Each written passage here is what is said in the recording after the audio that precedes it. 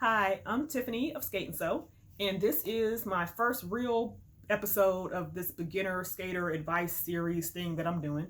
And in this video, I'm going to answer a very popular question. But first, if you haven't seen my first video, go to my IG page at Skate and Sew and check out the first video where I do an intro. I talk a little bit about myself. I talk about what I'm going to cover and some more stuff. So check that one out and then come back here. All right, so I think the most popular question that you get, which makes sense from new skaters, is what kind of skate should I get? It was the question that I asked too. It's a very hard question for another skater to answer for you because what everybody wants out of a skate is very personal to them. The problem is if you're a newbie skater, whether you're returning or you're starting from scratch, is you might not know what kind of skates you need. So I'm going to give you 4 things to consider when you're going looking for skates. Number 1, price. Price is probably most important because you need to stick within a budget. I mean, everyone has a budget. Now, your budget may be $100, your budget may be $700, but you have a budget, more than likely. For most people, the price is going to be somewhere in between. You can buy skates for $60, $50 or less at like Target or Walmart or Dick's or something, and you can go all the way up to $600 tricked out Moxie jack boots or like Rydell OG skates. For most people, the middle is probably better. I will say generally you're paying for what you're getting. So the more you pay, the better skate you will get. Now there are certain exceptions. Right now people are reselling stuff at ridiculous prices. There are also brands coming out with brand new skates to meet the demand because they see a hole in the market and they want to cash in.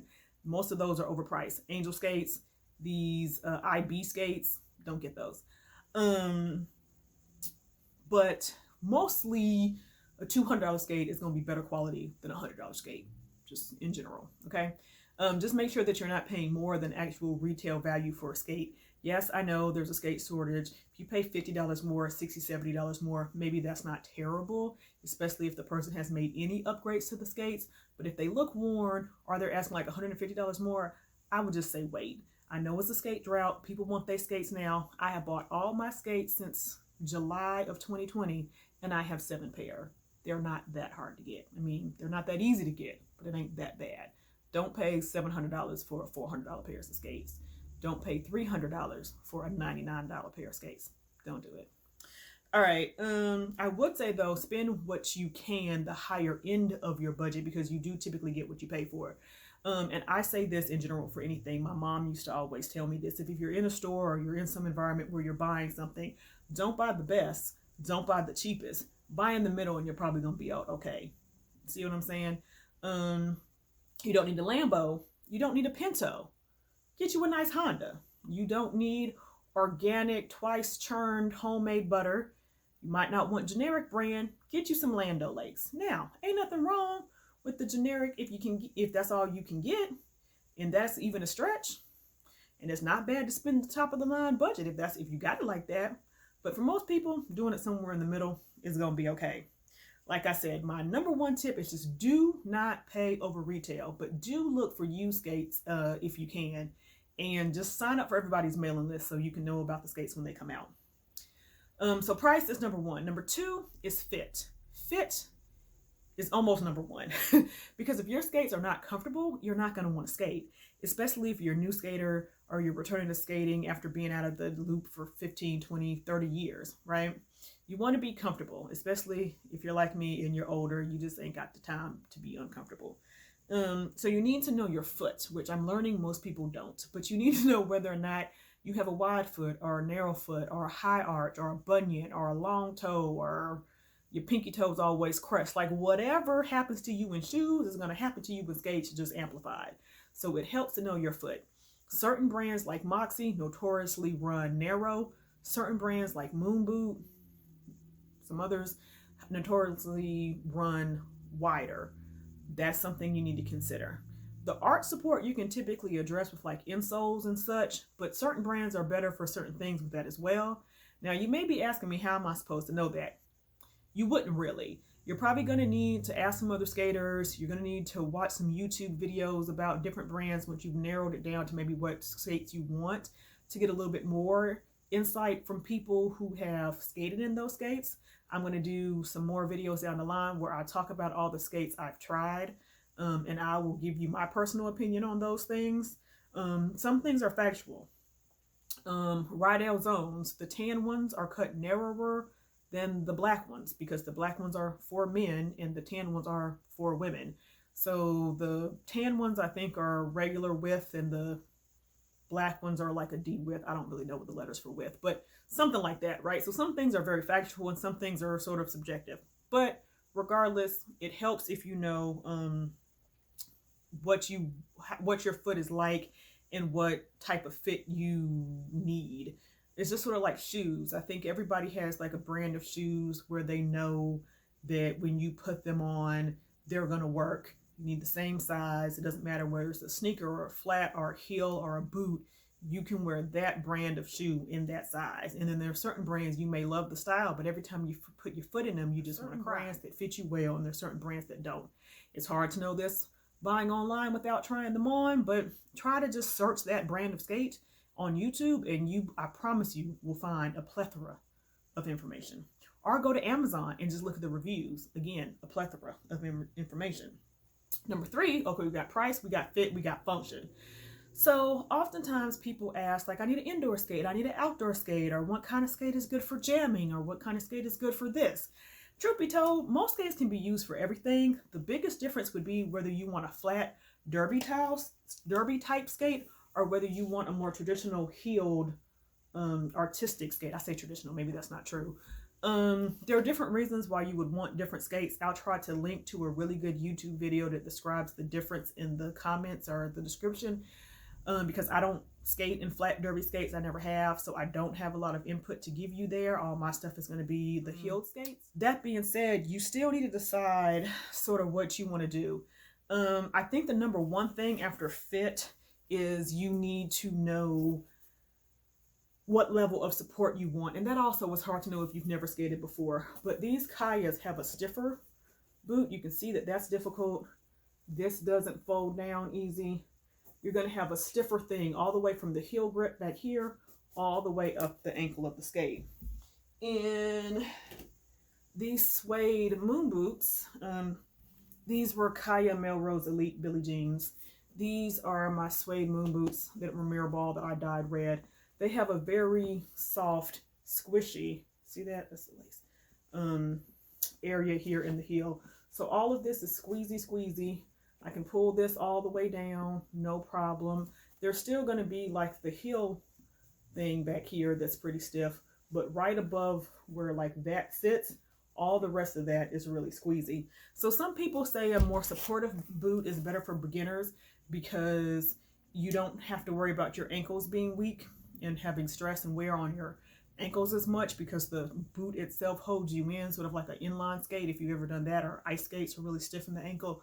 The good thing about that is you are more supported. The trade-off is that you lose a lot of flexibility or mobility. So if you're trying to do different tricks, or even when you're pushing off while you're striding, you're going to be more restricted and it's harder to move. So if you're going to be like a jam skater, you're probably not going to prefer that. But maybe as a new skater, you want to learn with that support. Again, conversely, the softer suede skates are going to give you more mobility, but your ankle does have to work harder because it has to steadily be keeping you up straight, if that makes sense. It's not really the difference between a tricycle and a bicycle, but sort of. Anyway, so address that. Certain brands are definitely stiffer. Certain brands and models are definitely less stiff or less supportive, or I should say supportive versus not supportive and not stiff. Stiff is probably a bad word. The other thing about indoor and outdoor is people ask that question. Well, skates aren't indoor and outdoor. Wheels are indoor and outdoor. So you need nice gummy softer wheels if you want to skate outside, but this skate can be used to skate inside or outside. The thing is, most people consider harder, like vinyl, leather, or like this denim skate to be more of an inside skate, because if you were to scratch and drag these on the pavement, you would probably scratch through this first surface. Let me use the vinyl skates. These are my Sure Grip Fames. If you were to scrape this on asphalt, you are going to go underneath I have a small scrape back here. You're going to scrape off that top layer of whatever it is, whether it's a color, whether it's holographic, whether it's sparkly, whatever it is. You're going to scrape through that to the leather or fake leather underneath. And a lot of people don't like that look, and so they want to save those type of skates for their rink skates where you don't have to worry about getting that drag. Whereas if you have a suede skate and you fall and you scrape, you're probably just going to scrape off that top layer of suede. And if you brush it out, you'll probably be okay. If you fall real hard, you may like take off the whole nap, like the scruffiness. You may scrape all that off and get like a shiny portion where you've sort of matted it up. But even that can sort of be addressed with trying to brush it out. It's just the suede ones sometimes look better over time outside. They also get dirtier. Like you don't even have to fall. Just the dirt that kicks up is going to get in the suede and sort of make it look dingy. If you've seen anybody with some old light color Moxie lollies, you've probably seen that like really worn in look. So again, it could go either way. You can wear a suede boot inside. You can wear a vinyl boot outside. It doesn't really matter. It's the wheels that make a skate indoor or outdoor. So it does help if you know off the bat which one you think you want to start off with, because that will save you buying new wheels. If you buy a pair of skates that has indoor wheels like I did during the beginning of the pandemic, I bought these in July, let me just put it that way. They came with indoor wheels and I wasn't comfortable going in rinks then, still aren't. So I had to immediately go out and buy outdoor wheels. Well, it would have been better if I just bought skates that had outdoor wheels. I would have saved myself another, few bucks. But again, go back to the fit part, get the skates that fit you the best, then we can worry about the wheels. I would not base what skate I get solely off of what kind of wheels they come with stock. So yeah, I think that covers it. And then lastly, my fourth point after price and then fit and then function is style. Yes, I know most of us want to start off with the style because we want cute skates. We want the holographic ones, the purple, because purple is our favorite color. Myself, I want red. That's why I dyed mine, because red's one of my favorite colors. Maybe you want the sparkle, or whatever. But again, no matter how cute they are, they don't fit you right. If they're not comfortable, you're not going to want to wear them. You just aren't. I bought my daughter some Candy Girl Sabinas because they were cheap, and she's a little kid. Well, she's 13, she's not a little kid. But I thought those would be fine. She immediately put her foot in them and was like, they're okay, which I knew was code for I don't like them. So we immediately went out and got another pair of skates. So now she has Impalas, which we'll talk about Impalas in another video.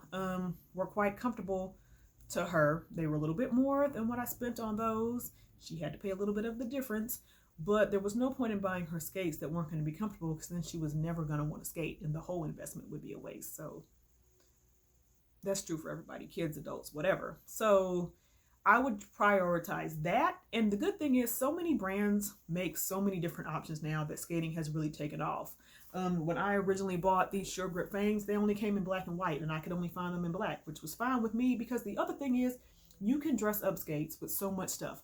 Laces, different color wheels, patches, charms, toe caps, skanklets, like boot covers, cover the whole thing. I make and sell them, tip stitch. But yeah, you can do so much with a solid color skate, or even a skate color that you didn't think you wanted. But Sure Grip has now started making this in the pink, the blue, the yellow, the pink holographic, the silver holographic. So the skate companies are coming around and are trying to capitalize on this. There's going to be a skate out there that will fit you well and give you the aesthetic that you want. Some people like the skates that look a little bit more slim, like Moxies are cut narrower and they're not lined, so the whole boot looks sleeker. That makes sense. Whereas, let's say a moon boot or my Fangs are cut more wide in the toe and wide throughout the skate. And some people think that they look a little chunky, but if chunky is going to fit your wide foot and let you be comfortable, you need chunky skates. Don't be out here just trying to be cute and your feet hurt. You're not going to want to skate. I promise you. But yeah, those are all my tips. 1, figure out your price point. Might end up being higher than you wanted it to be. 2, think about your fit, what your feet are shaped like or built like, and what you need for your foot. 3, function. What kind of skating do you want to do, and what do you want your skate to do for you? And then 4, the looks or the style. those are my tips. In the next video, I'm going to recommend some skates at each price point, so stay tuned for that.